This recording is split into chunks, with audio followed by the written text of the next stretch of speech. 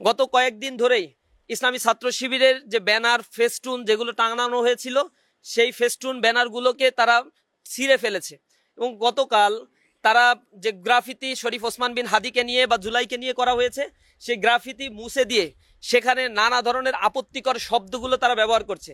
এই সকল বিষয় নিয়ে আমাদের পক্ষ থেকে নিন্দা জানানো হয়েছে। অনলাইনে সাধারণ ছাত্ররা লেখালেখি করেছে। পরের দিন অর্থাৎ আজকে সকালবেলায় প্রশাসনের কাছে আমাদের দায়িত্বশীলরা সেখানে উপস্থিত হয়েছে এবং প্রশাসনের কাছে বিষয়গুলো অবহিত করেছে।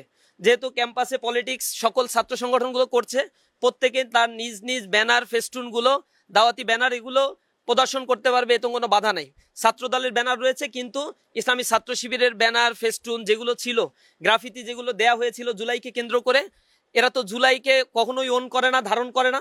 জুলাইকে মুছে দেওয়ার জন্য আপনারা দেখেছেন ঢাকা বিশ্ববিদ্যালয় থেকে শুরু করে বিভিন্ন জায়গায় তারা এই অপকর্মগুলো করছে। এবং ছাত্রলীগ যারা করতো তারা তো এখন ছাত্র দল করছে। এবং এই যে গুপ্ত যারা ছিল ছাত্রলীগের মধ্যে ছাত্র দলের, এই গুপ্ত বাহিনী এখন ছাত্র দলের নাম ভাঙিয়ে নানাভাবে অপকর্মে লিপ্ত হয়ে আছে। সিটি কলেজে যখন এই জাতীয় নালিশগুলো বিশ্ববিদ্যালয় কলেজ প্রশাসনকে করা হচ্ছিল, এরপরে আমাদের দায়িত্বশীলরা নিচে নেমে এসেছে, সেখানেই ছাত্র দলের সন্ত্রাসীরা অবস্থান করছিল। কথা কাটাকাটির এক পর্যায়ে সেখান থেকে শিক্ষকরা আসে এবং শিক্ষকরা আমাদেরকে সরিয়ে দেয়। ছাত্রদল সেখানে অবস্থান করে। আমাদেরকে সরিয়ে দেওয়ার সময় ছাত্রদল অতর্কিতভাবে কিছু হামলা করে, যেই আঘাতগুলো শিক্ষকদের উপরে, শিক্ষকদের গায়েও লাগে। এরপর আমাদের ভাইয়েরা সেখান থেকে বের হয়ে যায়। গেটের পাশেই বহিরাগত ছাত্র দলের সন্ত্রাসীরা অস্ত্রশস্ত্র সহ অবস্থান করছিল।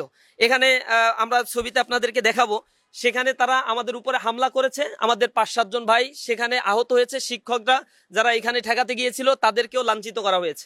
আমাদের উপরে আঘাত এবং শিক্ষকদের উপরে আঘাতের প্রতিবাদে বিকেলবেলা আমাদের একটা বিক্ষোভ মিছিল কর্মসূচি দেওয়া হয়েছিল। কলেজের সামনে থেকে আমাদের ভাইয়েরা বিক্ষোভ মিছিল এবং এই হামলার নিন্দা জানিয়েছিল। আমরা কোনো ধরনের পাল্টা হামলা বা তাদের উপরে আক্রমণাত্মক অবস্থান আমরা দেখাই নাই। কিন্তু এই মিছিলে পেছন দিক থেকে সন্ত্রাসীদের, ভাড়াটে সন্ত্রাসীদেরকে নিয়ে আসে, যাদের হাতে ক্রিচ ছিল, তারপর রামদাও ছিল, অস্ত্র সহ তারা আমাদের ভাইদের উপরে হামলা করে। এই হামলায় পেছন দিক থেকে আমাদের অসংখ্য ভাইকে আহত করে। আপনারা দেখেছেন পায়ের কবজি পর্যন্ত প্রায় বিচ্ছিন্ন অবস্থা। আমাদের কয়েকজন ভাই গুরুতর আহত অবস্থায় হাসপাতালে ভর্তি হয়েছে। এবং যারা এই 5 আগস্ট পরবর্তী ক্যাম্পাসগুলোতে সন্ত্রাসের রাজত্ব কায়েম করার জন্য উঠে পড়ে লেগেছে, ইসলামী ছাত্র শিবির বারবার বলেছে ক্যাম্পাসগুলো সাধারণ শিক্ষার্থীদের জন্য আমরা বিনির্মাণ করতে চাই,